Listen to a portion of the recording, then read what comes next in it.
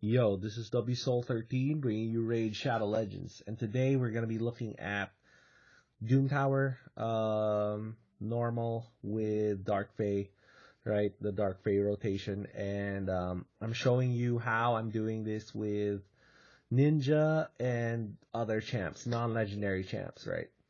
I didn't have Cold Heart here, right? But Bomal is just so hard that you're gonna need a legit carry champ probably to get you through before you get Sill. So for a lot of people, they might actually be stuck here at 450, and I don't really blame you. It's kind of hard to do, but at the same time, it can be done with a little bit of like engineering, you know. So one of the things here that's pretty cool is that Ninja does put out an AoE freeze, and AoE freeze is a thing against Bomal. And the thing that makes Ninja viable here is that once the ads are put out, so preferably if you do have Evil Eye on, that you kind of like put your Evil Eye ons out, like, I guess kind of maybe at the same time or not at the same time, but just kind of like spaced out in between, if that's even possible. He is a force champ, so there is a chance you weak hit with Kale and Ninja, which is fine. But definitely you want to use Ninja's HP burn before the bomb ads are out, because HP burn makes the bomb ads go off faster. And you want to use Kale's triple poison on his 8-3 also when bombs are cleared. That way, all the poisons go to the boss. But that's about it. You time the freeze. When you choose the freeze for Ninja, you gotta click on the bomb ad. That's basically it. I'm not gonna go through every fight. Just gonna explain to you the teams and what I did different. So you need a legit carry champ from here on for Bomo, because he really is a tough boss to beat. The wave clear. Okay, so the carry champ has to have regen set on or immortal set on, right? Preferably regen set, which is really hard to get early in the game, and I get that. And you want HP percentage gloves, HP percentage chest. That's it. So if you could scrounge up some decent HP percentage gloves and chest offset, and then maybe get speed boots or something for regen set if you get lucky enough, and then sword, shield, and helm. That's in regen. But for most people, it's gonna be immortal, and immortal should be good enough, especially if your carry champ is a healer, right? So that will help. Let's look at the wave clear team, because it's the exact same one I take all the way up to floor 119. So it's the F2P Trinity, which is gonna be Kale, Haikatoon, War Maiden, right? So starter, War Maiden, then Haikatoon. Kale and Haikatoon are interchangeable in their positions. If you need speed, you put Haikatoon on. If you need toughness, you put Kale on. I did kind of lean more towards toughness because the team is kind of light on healing, to be honest. And, it's going to be tough. It is going to be tough to keep your team alive if your team is kind of this basic, you know. So yeah, a little bit extra toughness actually is preferred in my opinion. But for a lot of people, if you're not gonna hit the speed thresholds, then you're gonna want Haikatoon's 19% speed, which is a lot of speed, honestly, especially early in the game. And Valerie is kind of mandatory because this rotation has Scarab King in it. All right, so I think that might be the next boss. Yes, it is. So I'm going to show you how we beat Scarab King. Alright, so the floor 60 Scarab King, we're going to be bringing in Armiger. You need an Armiger for this boss. Doesn't need to be level 60, but he does need to be in Destroy set. So, if he's not level 60, well, you're going to have a hard time getting his speed up. So you want his speed to clear 170 at least, but it's going to be hard to get that speed up if you don't have a banner on with speed. So basically, and accuracy on your banner probably, because you want accuracy, speed, and 100% crit rate for Armiger to work. And you could do it with Destroy Set, and it has to be in Destroy Set, I mean. And you can do this build by getting, I don't know, crit rate gloves maybe on Destroy Set, or speed boots on Destroy Set. Things like that, right? That way you're a little bit more flexible on the other pieces of Destroy Set that you can put on. I think Destroy Set drops in Dragon, if I'm not mistaken. So that you're going to have some pieces.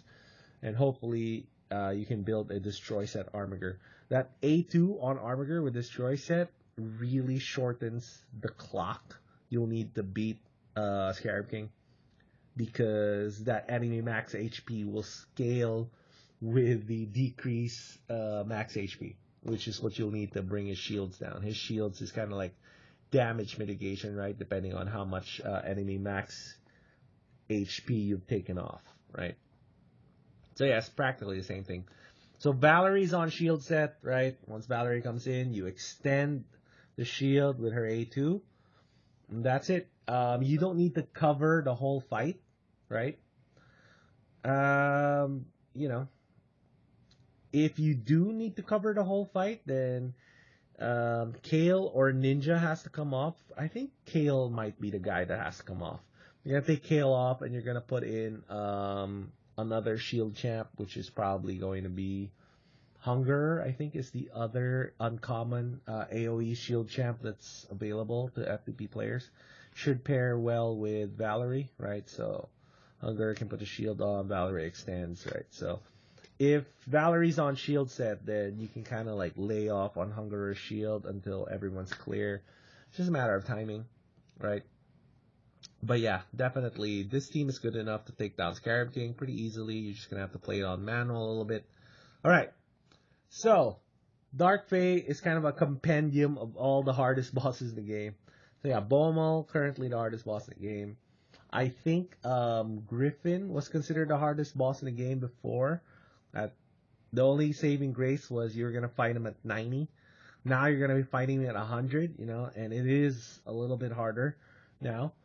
So it's going to be the exact same.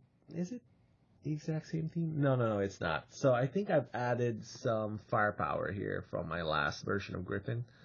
So I think the first version of Griffin, yeah, I just did it with a wave clear team. All right, so we are going to be needing a little bit more firepower to beat level 70 Griffin, right? So the best way really is just nuking.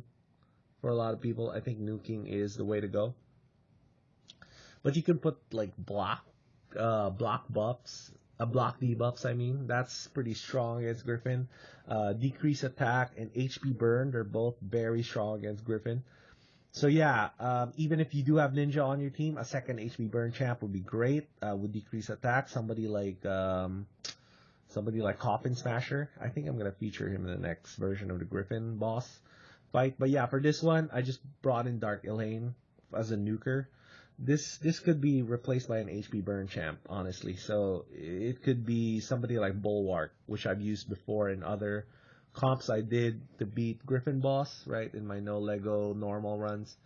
And then we're gonna go to Dark Fae, which is the exact same team I used to beat 40. So as of 80, Dark Fae is not a challenge yet. All right. So you are gonna be able to beat her with the wave clear team minus Valerie. You're gonna bring an Armiger. So why Armiger is because Armiger can decrease turn meter. So you kind of need that in the easy versions of Dark Fae. Just makes the fight easier. And you're just kind of like going speed boost with Haikatun. War Maiden puts AO decrease defense on, and then you're clearing the board with Ninja's Freeze or Kale's A2. And that's it. The boss fight should be easy after that, you know. It's not really a big deal, in my opinion, at stage 80, at floor 80. So, Bomal again, right? So, this is where Bomal starts to get really, really tough. Really, really tough. Did I have Dark Elaine on the other version of Bomal? Let's double check. I kind of forgot. Sorry. Let's go take a quick look. I did not. Alright, so instead of, I think War Maiden was the one I took out. Yeah. I took out War Maiden for Dark Elaine. I think Dark Elaine also doesn't have Evil Eye, which is why. Oh, no. Who did I take out? Oh, I think I took Valerie out. Yeah, I did. I think I took Valerie out. Let's check that again. Am I kind of like hallucinating here or what? Yep, I did take Valerie out. Great. Okay, so let's talk about this. Why I took Valerie out for Dark Elaine. Basically, it's the same concept, right? I need more nuking. So you could actually replace this with a Poisoner. A Poisoner would be pretty good here. Frozen Banshee's kind of too slow, honestly. But it can be Frozen Banshee, I guess. But you really do want a Poisoner here or a Nuker. And honestly, the only way I was able to beat this without Syl, basically. Like, if you have Syl, very good chance you beat this boss. Very, very good chance you beat this boss. Without Syl, it's really hard. It's honestly really, really hard. So I had to resort to Melga, which is kind of one of the best carry champs we have in the game. And, she is hard Doom Tower viable. I tried to avoid using hard Doom Tower viable champs because, you kind of assuming early in the game, it's hard to scrounge up champs or whatnot. But honestly, this boss is just so tough. It's kind of hard to beat without a really good carry champ, So that's it. Your carry champ has to have a regen set on and your timing, ninjas freeze, so the bombs don't hit us hard. That's it. That's the kind of the strategy. If you can, try to layer on some more carry champs here. So if you were able to pull more than one, then yeah, you can take out War Maiden or Dark Elaine for more carry champ action. Why not?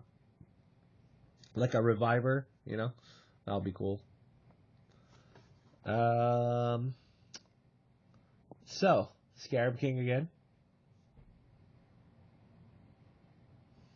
And yeah, so with the final version of Scarab King, I had to bring in a second Armiger. So a second Armiger is a thing, right? So if you're new in the game and you're looking at this like, oh my god, 2 uncommons? You really want me to build 2 uncommons? Yes. You need 2 Armigers in this game, honestly, if you're not going to pull like Allure or any of the amazing third meter decrease champs, right? So Armiger is one of the best third meter decrease champs in the game. It's just a little hard to build for early in the game. So a level 50 early in the game might be a little too hard to build for a lot of people, but it is what it is. So your level 50 Armiger, your weaker Armiger doesn't need to have Destroy set on. So only one Armiger needs to be on Destroy set.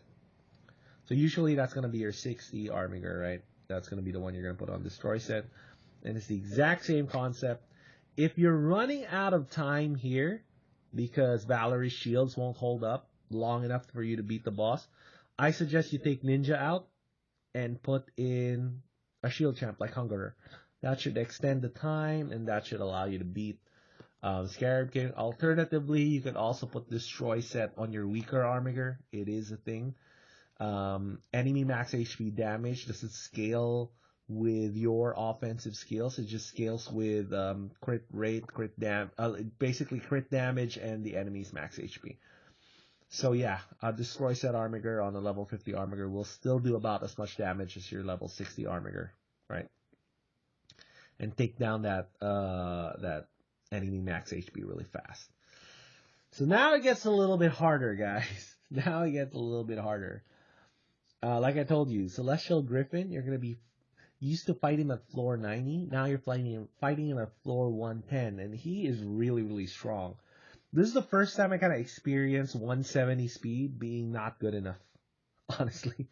So they are mostly on 170, right? So Kale, Jarl, Ninja, and Coffin Smasher, I think are all in 170, except Painkeeper. She's over 200 because she's on my budget unkillable team. So I'm just going to explain why I set it up like this. So one, War Maiden had to go because she just wasn't lasting the whole fight, you know, and the boss is just so high up now that we can't reasonably nuke the boss down without some kind of sustain. So I replaced War Maiden with, I think her slot is going to be picked up by Painkeeper here. So I get a healer and I get a cooldown reduction, which combos very well with Grizzled Jarl's block AoE block debuff. So you're just timing that right before he drops the debuff swap move he does. So you're dropping that AoE block debuff. That way you can constantly churn through your HP burns and Ninja's A2, which is really strong against Griffin. And then Coffin Smasher is just here to put the decreased attack on so the fight lasts longer and HP burn on, right? So honestly, Ninja here could probably be Bulwark, right? Or yeah, you just need healing. And the AoE block debuff, I mean. There are some accessible champs actually that do that. Marked is one of them, I think, and the other is it marked? I think it is marked, but hers only lasts one turn, which is the same as Jarl. And I think the other one is for sure Seducer. Seducer is a void rare, but it's very very good. He can put on the AoE block debuffs. I mean, which is really strong against Griffin. So this will be the first time that you're going to be using the boss's mechanics against him, right, for Griffin. You can do it earlier, you know, like floor, what was that, 70 before? Yeah, it's fine. You can start there. But, you know, if you need time, then yeah, you can take your time and wait till floor 110 to do it. But yeah, you're going to need to go through his mechanics to beat this boss early in the game. You know, this is barring like Syl. Obviously, Syl can get you through even if you get the debuffs on you, I think. Or what's another good one on here? Is actually, I think, Doom Priest. Yeah, you get heals. You get okay. Now we are back to Dark Fae, and this was a hell of a fight, man. All right, so first two versions of Dark Fae, easy peasy. She's kind of like Magma Dragon to me. So, in terms of just how she scales, so the first few versions of her, as long as you're building your team correctly, which is basically squishy AoE nuker type champs, it's gonna be an easy fight with like Armiger. That's it. So you got your AoE nukers, you got Armiger. It's an easy fight. It's pretty much the same as Magma Dragon. You just needed some sustain and some poison, and that's it. You were going to win that fight. But, and Provoke, yeah, I mean, you can put someone in Provoke set, you know. But then Magma Dragon goes up, I think to 110. It's one of the higher versions of Magma Dragon that you're going to fight in normal. And that fight gets hard. Dark Fae, she gets hard, man. She does. So what are we doing here exactly? You want decreased healing. AoE block debuff is also pretty good. Right before she does the clone, the abduction thing where she takes one of your champs away. And you have to be careful here because if you're going to be using my strategy, which is Dark Elaine, nuke everybody in one shot, right? So it opens up the whole battlefield, and Ninja can use his A2 and just go straight to Dark Fae. So Ninja's A2 is going to be our source of damage here. It's going to be the one that takes Dark Fae's HP down. The flip side of that is Dark Fae is going to copy your nuker. And once Dark Fae copies that nuker, damn. And that nuker gets a turn. So one way to prevent that is to put your nuker's skill on cooldown. If I'm not mistaken, I think the copies take your current state. So if you have like cooldowns on or whatever, I think the skills will be on cooldown. I'm not sure about that, but I think that's what I noticed. Because I think they'll take your masteries as well. So that's the other thing too. This Dark Lane of mine has the counter attack mastery, so it can be a little annoying because that counter attack from this Dark Lane is seriously gonna hurt your dudes, you know. But that's it. If you can figure out a way to oh, by the way, if you are gonna be using Dark Lane, do not use the freeze on Ninja. I mean, that goes without saying, right? So Dark Lane's gonna pop off and he's gonna wipe the floor with your dudes. But yeah, decreased healing has to be on. High Katun is there for decreased speed, which is also really, really good. I do like decreased speed on this boss as well. You're not gonna have turn meter on this version of the boss fight. I put Valerie there instead because Valerie can take out the fears, right? So if you didn't know, Valerie's A2 actually decreases debuff duration on your champs. So you could use her A2 to take the fears away. And the fears is kind of what is making this boss fight a little bit harder. Because he'll do it the turn that he'll copy a champ, which is going to be your nuker. And now your nuker is unavailable. And everybody else is feared. You're going to have like one round to make sure that nuker's dead. That nuker stay alive the whole round, well then he's going to come around to their turn and blast your whole team. That's the fight is over from there, you know. So having options to take the fear off is pretty good. AoE block debuff is good. Valerie's A2, if it gets off, is also pretty good, you know. But that's it. It's how we beat this floor. And that's how we got through normal. And as you can see, all the way up to 119, it's the exact same wave clear team, right? So the wave clear team really, waves in Doom Tower is about control, it's about sustain, it's about speed, you know. You take more turns than the enemy does. It's like the fundamental raid thing you need to learn early on. So this is kind of like a great application of what you've learned about how to be successful in raid, right? So the Doom Tower floors, the waves, are kind of a good exercise for you to see that concepts like that work all the way up through the game, honestly. Like, waves are about control, right? Bosses are about sustain. I mean, that's kind of a thing with raid, you know, it's kind of a thing with any RPG probably. But yeah, if we can take away something from this, it's more like use the tools that are available to you. So Ninja is definitely kind of like I'm not gonna say end game viable, but there are builds he can do end game, like clan boss builds, you know.